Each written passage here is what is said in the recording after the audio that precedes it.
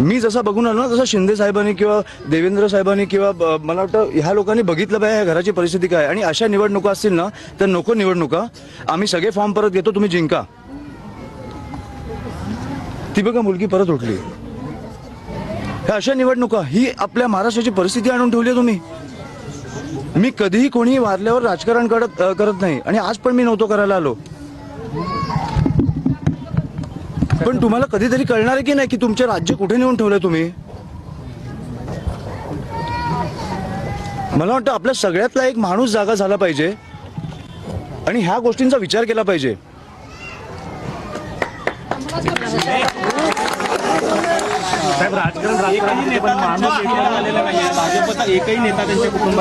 माझी विनंती आहे, फडणवीस साहेबांना माझी विनंती आहे, एक दिवस प्रचार सोडा आणि प्लीज या. तुम्हाला निवडणुका काय कुठच्या पातळीला नेऊन ठेवल्यात ना आपल्याला कळतील. आणि माझी विनंती आहे त्यांना, मोठे नेते आहेत पण मला वाटतं की आपल्या राज्याचे मुख्यमंत्री आहेत, कुठेतरी आपलं राज्य कुठे चाललंय हे त्यांनी पण बघितलं पाहिजे. ही कुठची परिस्थिती आहे.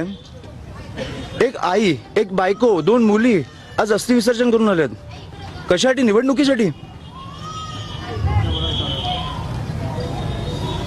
ह्याची उत्तरं मला मिळालीच पाहिजेत आणि बाळासाहेबांना न्याय हा मिळालाच पाहिजे.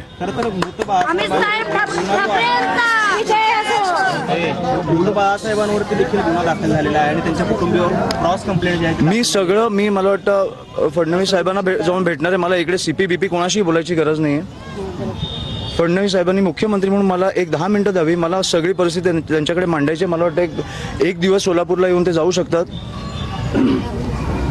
ही राजकारणाची परिस्थिती मी सहन नाही करू शकत.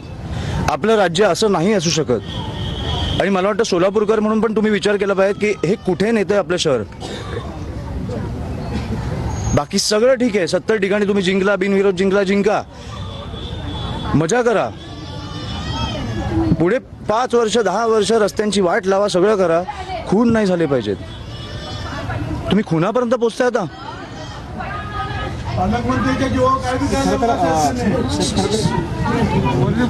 मला काही बोलायचं नाही. मी आता डायरेक्टली फडणवीस साहेबांना जेव्हा प्रचारात वेळ मिळाला मी त्यांना जाऊन भेटणार आहे.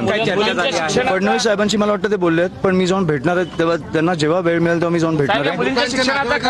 सगळं मी करणार. तुम्ही त्यांची काळजी नका करू आणि मला आर्थिक गोष्टी इकडे बोलायच्या नाही आहेत. बाकी मी फडणवीस साहेबांची बोलेन.